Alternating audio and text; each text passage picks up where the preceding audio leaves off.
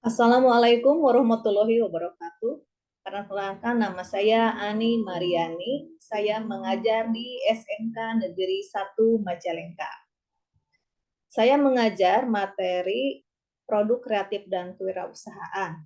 Materi yang akan sampaikan kali ini adalah materi tentang proses produksi massal.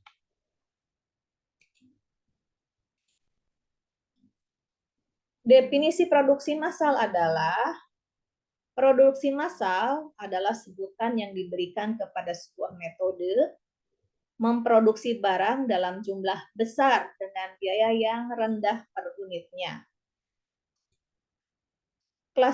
Klasifikasi berdasarkan aliran proses produksi diantaranya adalah 1. Aliran garis, di mana tipe aliran ini mempunyai ciri aliran proses dari bahan mentah sampai menjadi produk akhir dengan urutan operasi yang digunakan untuk menghasilkan produk atau jasa selalu tetap. Operasi aliran garis dapat menjadi dua tipe produksi, yaitu produksi massal, kemudian produksi secara terus-menerus. Kemudian yang kedua adalah aliran intermittent. Tipe aliran ini mempunyai ciri produksi dalam kumpulan-kumpulan atau kelompok barang yang sejenis pada interval waktu yang terputus-putus.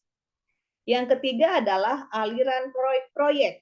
Bentuk operasi aliran proyek banyak digunakan untuk memproduksi produk-produk yang bersifat khusus atau unik seperti kapal, pesawat terbang, gedung, dan lain-lain. Karakteristik aliran proses produksi, di mana di sini disebutkan karakteristik dari segi produk, tipe order, untuk garis itu continuous atau kumpulan besar, intermittent itu berupa kumpulan, proyek unit tunggal. Aliran produknya untuk garis berurutan, intermittent berpola tidak pasti, proyek tidak ada. Variasi produk untuk garis rendah, intermittent tinggi, dan proyek sangat tinggi. Tipe pasar untuk garis massa, intermittent pesanan untuk proyek khusus. Volumenya untuk garis adalah tinggi, intermittent menengah, proyek unit tunggal. Sedangkan untuk tenaga kerja, yang pertama adalah keterampilan. Untuk garis itu rendah, intermittent tinggi, proyek tinggi. Tipe kegiatannya, garis bersifat pengulangan, intermittent tidak rutin, proyek tidak rutin. Upahnya, garis bersifat rendah, intermittent tinggi, proyek tinggi. Secara kapital, investasi untuk garis itu tinggi, intermittent menengah, proyek rendah. Persediaannya untuk garis rendah, intermittent tinggi, proyek menengah. Peralatannya untuk garis menggunakan mesin khusus, intermittent serbaguna, proyek serbaguna.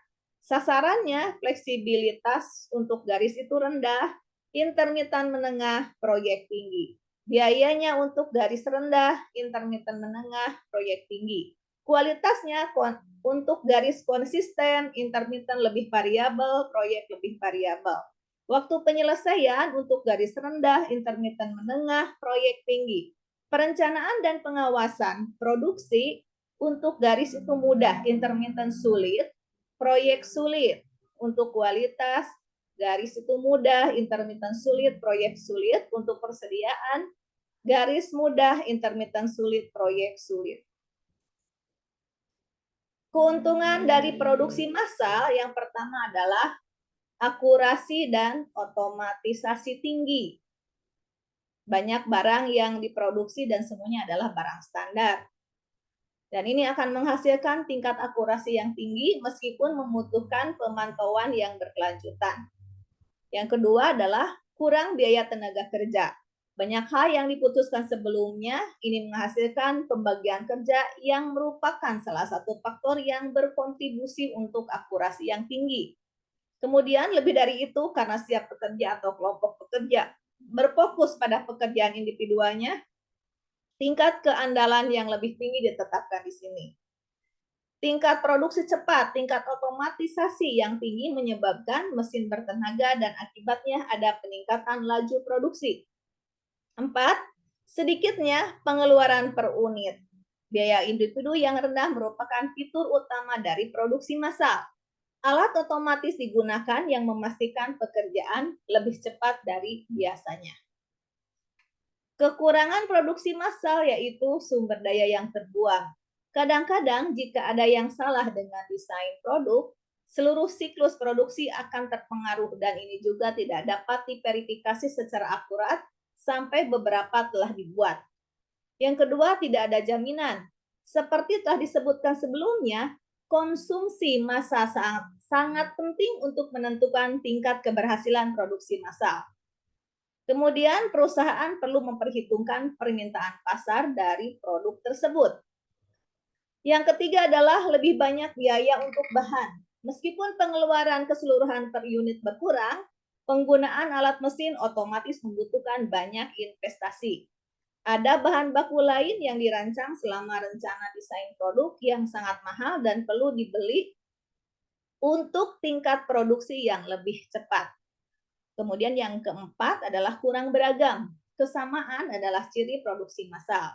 Ini berbeda jika produk itu kelebihan permintaan, tetapi setelah beberapa saat, konsumen kemungkinan hilang minat karena lebih sedikit bervariasi. Tahapan produksi massal.